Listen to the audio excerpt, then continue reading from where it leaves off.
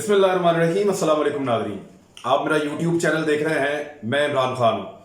BBC ने Galwan valley के हवाले से कुछ सैटेलाइट तस्वीर जारी की हैं, यानी वो चीज़ जिसको नरेंद्र मोदी और बल्कि सरेंडर मोदी और उसका भारत जो है वो निगेट कर रहा था, जिस पे वो कह रहे थे कि हमारे किसी इलाके पर कोई कब्जा नहीं हुआ। अब उनके अपने एक पसंदीदा इदारे ने यानी बीबीसी ने उसके ऊपर कुछ तस्वीर जारी की हैं। ये तस्वीर जो हैं ये सैटेलाइट की तस्वीर हैं और ये दो मुख्तलिफ ड्यूरेशन की तस्वीरें हैं। ये किस तरीके से बीबीसी ने प्रेजेंटेशन बहुत अच्छी दी है, बड़ी शानदार। यानी इसके बाद नरेंद्र मोदी के पास कोई रास्ता नहीं है ऊंची ऊंची रोने के अलावा, कोई और रास्ता हो भी नहीं सकता। बीबीसी ने रास्ता ही नहीं छोड़ा। हुआ क्या है, ये एक स्पेस टेक्नोलॉजी कंपनी है, मैक्सर नाम की एक कंपनी है, स्पेस टेक्नोलॉजी कंपनी। ये सैटेलाइट की तस्वीर जारी कर सकती है। इससे रॉयटर्स के जरिए से बीबीसी ने ये तस्वीर हासिल की है और ये बड़े दिलचस्प अंदाज में इन्होंने तस्वीर रखी हुई है आपके सामने। इस तस्वीर को अगर आप स्लाइड करते हैं एक तरफ को तो इसमें आपको नजर आता है 22 मई का गालवान वैली का इलाका। 22 मई को ये इलाका गालवान वैली का ऐसा था और जब आप इसको दूसरी तरफ स्लाइड करते हैं तो ये आपको नजर आता है 22 जून का गालवान वैली का इलाका। तो यहां पे अब आपको बहुत सारे स्ट्रक्चर्स नजर आ रहे हैं, बने हुए कैंप्स नजर आ रहे हैं, मुख्तलिफ पहाड़ के साथ साथ भी स्ट्रक्चर्स नजर आ रहे हैं। तो ये सिर्फ एक इलाके की सैटेलाइट पिक्चर है और 22 मई से 22 जून यानी एक महीने के दरमियान यहां पे क्या कुछ हो गया। और 22 जून की तस्वीर का एक और पहलू भी है, वो ये कि 15 जून को लड़ाई हुई थी जिसमें भारतीय फौजी 50 के करीब मारे गए थे और उनमें से 20 को उन्होंने तस्लीम किया है कि हमारे मारे गए हैं, जबकि बाकी लाशें अभी उन्होंने छुपाई हुई हैं। अब वो कैसे मैनेज करते हैं वो जाने, उनकी एजेंसी जाने। वो पहले पाकिस्तान से मार खा के भी ऐसे ही मैनेज करते रहे हैं। बहरहाल 22 मई की तस्वीर में यहां पे कुछ नहीं था। 15 जून को लड़ाई होने के बावजूद 22 जून की तस्वीर में भी अभी स्ट्रक्चर्स वहां पे मौजूद हैं और चीन एक कदम भी पीछे नहीं हटा।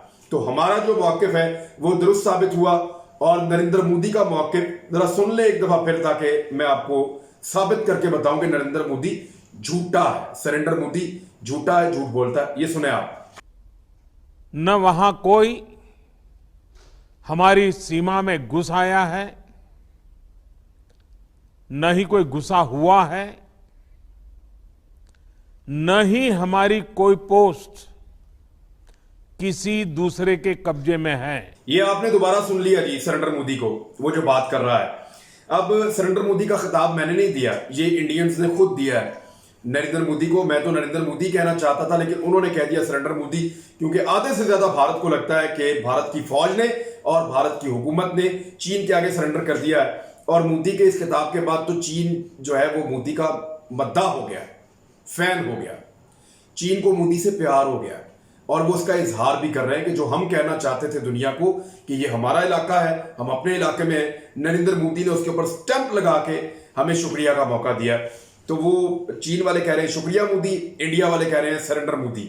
बहरहाल ये तस्वीर को आप दोबारा देखें, 22 मई को ये ऐसे थी।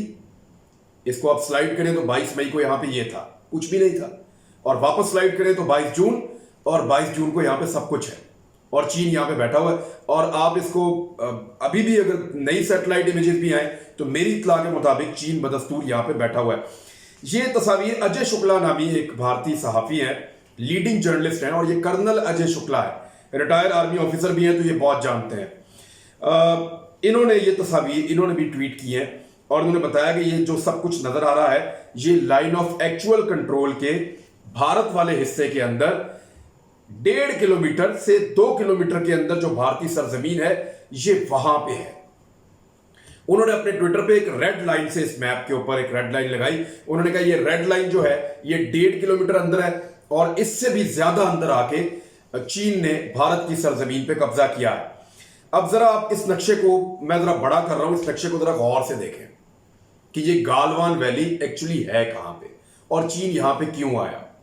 इस गालवान वैली के नक्शे को और गालवान रिवर के इलाके के नक्शे को अगर आप गूगल मैप पे खोलें या कहीं से भी आप इसको मैप निकाल के देखें तो आपको पता चलता है कि इसके एक तरफ एक्साइचन का इलाका है, एक्साइचिन का कौन सा इलाका? एक्साइचिन का वो इलाका जिसको भारत क्लेम करता है कि ये भी भारत का हिस्सा है। और जब भारत ने 370 को खत्म किया और नया कानून बनाया, अमित शाह ने उस कानून को पढ़ा उनकी पार्लियामेंट में, उनकी लोकसभा में, तो उस दिन वहां पे नरेंद्र मोदी भी मौजूद थे, उस दिन वहां पे उनके वजीर दिफा भी मौजूद थे और अमित शाह भी मौजूद थे जो वजीर दाखिला है। तो अमित शाह ने इस कानून को पढ़ा था कि 370 को खत्म किया जा रहा है, तो सवालात के जवाब देते हुए भी और इस कानून के अंदर भी अमित शाह ने क्लेम किया था कि गिलगित बल्तिस्तान, पाकिस्तान ऑक्युपाइड कश्मीर वो उसको कहते हैं, हम आजाद कश्मीर कहते हैं, आजाद कश्मीर और एक्साइचिन के इलाके भी भारत कहता है कि वो इस रीजन का हिस्सा है और वो भारत के इलाके हैं नक्शे के मुताबिक। तो ये जो नया नक्शा इन्होंने जारी किया था, इसमें एक्साइचिन उन्होंने अपना हिस्सा दिखाया था, कश्मीर के साथ तो वो ये करते ही थे। तो अमित शाह ने क्या कहा था, आप जरा सुन भी लें इसको। सभापति महोदय, जो बिल लेकर मैं सदन के सामने उपस्थित हुआ हूं, इसमें पीओके और एक्साइचिन दोनों का उल्लेख है और एक एक इंच जमीन का उल्लेख है। तो जिस एक्साइचिन के इलाके को अमित शाह ने अपना हिस्सा बताया इंडिया का, उसको क्रॉस किया चाइना ने और गालवान वैली तक आ गया और अब वो गालवान वैली पे उसका कंट्रोल है। इस गालवान वैली के एक तरफ दाएं जाने अगर आप नक्शे में देखें तो एक्साइचिन है, इसके बाएं जाने अगर लेह शहर से आप नीचे की तरफ जाएं तो वहां जम्मू कश्मीर का इलाका है और रास्ते में लद्दाख का एरिया आता है। और अगर आप इससे ऊपर की तरफ जाएं तो इसके ऊपर है सियाचिन और ये गालवान वैली का इलाका, ये वो रास्ता है, लेह शहर जो है उसका इलाका, ये वो रास्ता है जहां से सियाचिन को हर साल ताजा कुमुक भारतीय फौज पहुंचाती है। अगर भारतीय फौज को सियाचिन के ऊपर अपना कंट्रोल रखना है, दुनिया की सबसे बुलंद चोटियों के ऊपर अपना कंट्रोल रखना है, तो फिर उसको ये इलाका चीन से खाली करवाना पड़ेगा। अब तक तो भारत नाकाम रहा है, लेकिन खाली करवाने के लिए कुछ मीडिया रिपोर्ट्स के मुताबिक और कुछ भारतीय तज्जियाकारों के मुताबिक नरेंद्र मोदी ने फैसला करते हुए बहुत बड़े पैमाने पर मिलिट्री को भेजना शुरू कर दिया है लद्दाख के इलाकों में गालवान वैली की तरफ कि यहां से चाइनीज कैंप उखाड़ो और उखाड़ के वापस फेंक दो। अब कुछ इंडियन तज्जियाकार ये कह रहे हैं कि मोदी वही गलती करने जा रहा है जो 1962 में भारत ने की थी और चीन को उखाड़ के फेंकने की कोशिश की थी और एक बदतरीन शिकस्त भारत को 1962 में चीन से हो गई थी। लेकिन उस वक्त पाकिस्तान से गलती यह हो गई कि चीन ने पाकिस्तान को दावत दी थी कि हमारा भारत के साथ लड़ाई का एक सिनेरियो बन गया, हम लड़ रहे हैं, आप उस तरफ से कब्जा करें और कारगिल तक आके ये सारा एरिया कंट्रोल करके आप ले लें। लेकिन पाकिस्तान उस वक्त अमेरिका की बातों में आ गया और पाकिस्तान को अमेरिका ने कहा कि हम कश्मीर आपको बाद में आजाद करवा देंगे, मुज़ाकरात से करवा देंगे, आप चीन को छोड़ें, चीन और भारत अपना मामला खुद कर लेते हैं, आप इसमें गैर जानिबदार रहें। तो यहां पाकिस्तान से गलती हुई थी उस दौर में। बाद में जब पाकिस्तान ने कारगिल पे कंट्रोल कर दिया था तो पाकिस्तान ने चीन को ऐसी दावत दी थी कि आप आइए और आकर लद्दाख पे कंट्रोल कर दें, लेकिन उस वक्त चीन ने नहीं किया। चीन ने कहा जी कि ये वक्त नहीं है। तो दोनों एक एक मरतबा मौका गंवा चुके हैं, लेकिन इस मरतबा क्या ये दोनों मौका गंवाएंगे, ये बहुत बड़ा सवाल है। और ये सवाल इस वक्त भारतीय तज्जियाकार भी उठा रहे हैं कि भारत के जितने भी आर्मी चीफ रहे हैं वो एक स्टेटमेंट देते रहे हैं और बार बार देते रहे हैं। वो क्या कहते रहे हैं? वो ये कहते रहे कि we are ready for a two front war, कि हम दो महाजों पर लड़ने के लिए बैक वक्त तैयार हैं। हमारी फौज एक ही वक्त में चीन से और पाकिस्तान से दोनों से लड़ने के लिए तैयार है। और आगे अजय शुक्ला क्या कहते हैं कि हकीकत में उनमें से किसी आर्मी चीफ को भी कभी भी ये यकीन नहीं था कि ऐसा हो भी सकता है कि दोनों वार फ्रंट एक साथ खुल जाएं।